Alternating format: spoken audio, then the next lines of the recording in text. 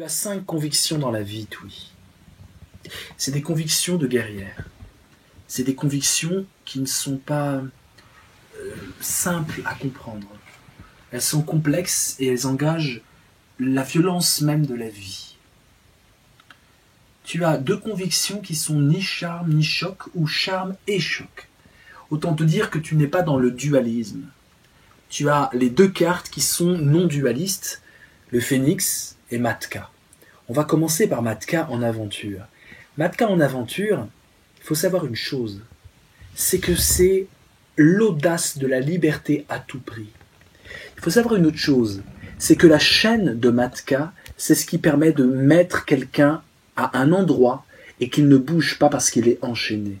Mais la chaîne se transformant en pissenlit, cette fleur féconde qui va féconder par le voyage aérien le reste du monde, c'est cette puissance de transformer l'inerte asservi à l'espace en fertilité, en devenir dans le temps. C'est la transformation de l'espace en temps. Jules Lagneau, un philosophe, disait que l'étendue était la marque de notre puissance et que le temps était la marque de notre impuissance.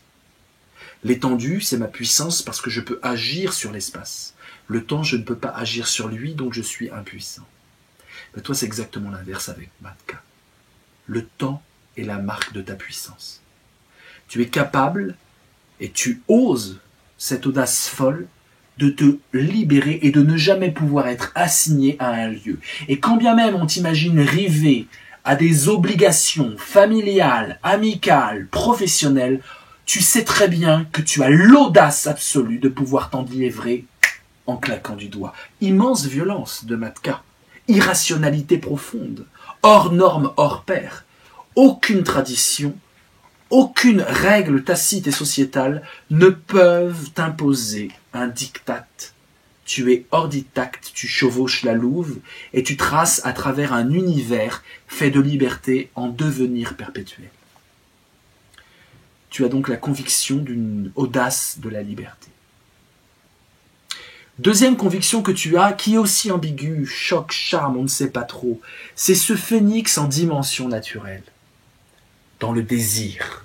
3 plus 1 égale 4. D, 4e lettre de l'alphabet, nous sommes dans une dimension naturelle.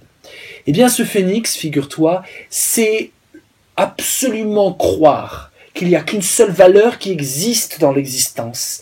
C'est la vie et l'intensité de la vie. Twi, tu es toute dans le désir de l'intensité. Ton regard exprime l'intensité. Ton attitude exprime l'intensité parce que tu as l'intensité de la vie chevillée à l'âme. Ensuite, nous allons voir 3 flammes qui sont des flammes d'onde de choc. Il n'y a pas à discuter, tu as des convictions de guerrière. D'abord, au niveau du prestige social, de la notoriété et de l'honneur. Tu as l'honneur du samouraï. La flamme 5, le tigre, est une flamme de samouraï. Tu es capable de dégainer ton katana, ça peut être juste un sourire, un regard, une attitude et une présence, mais tu es capable de sabrer quiconque en 2 coups de griffe, en 2 coups de dents. Tu es capable de détruire dans la fraction de seconde de l'éclair qui tonne et de l'éclair qui traverse le corps et qui brise dans l'intimité l'ennemi. Personne ne va te chercher querelle, car tu es une tigresse. Et on te perçoit comme ça. Et tu as la conviction que c'est dans la férocité du tigre que gît l'espace même de ta possibilité d'être libre. Autre conviction, cette fois-ci beaucoup plus profonde. Une conviction qui est ton idée fixe, qui est ta conscience que tu relances à chaque fois. C'est que tu es connecté à l'autre et que l'autre, tu es dépendante de lui. Tu as une connexion viscérale avec l'autre, quel qu'il soit, et tu as cette conscience aiguë que tu ne peux pas être seul. Même si en aventure, tu as la Matka qui te libère. Pourquoi il y a du tigre en harmonie ? Parce que le combat se situe dans une poralité de l'instant entre une extériorité faite de liberté et d'affranchissement par rapport aux chaînes, et une intériorité où les chaînes sont là, le lien, la chaîne unie mêle les âmes l'une à l'autre. Et tu te batailles entre deux convictions apparemment contraires, l'aliénation profonde et la libération extérieure. Autre conviction, cette fois-ci dans les buts que tu t'assignes. Eh ben, tu t'assignes le même but que Sandra, qu'on a vu tout à l'heure. Une exigence poussée à un point impossible à atteindre, parce que tu refuses et tu as peur de la quiétude, de la patience, de la lenteur et de la résistance prudente.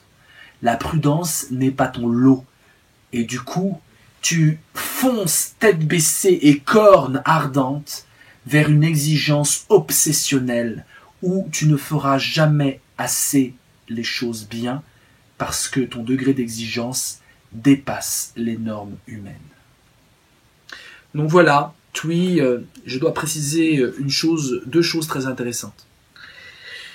Nous avons deux étoilements.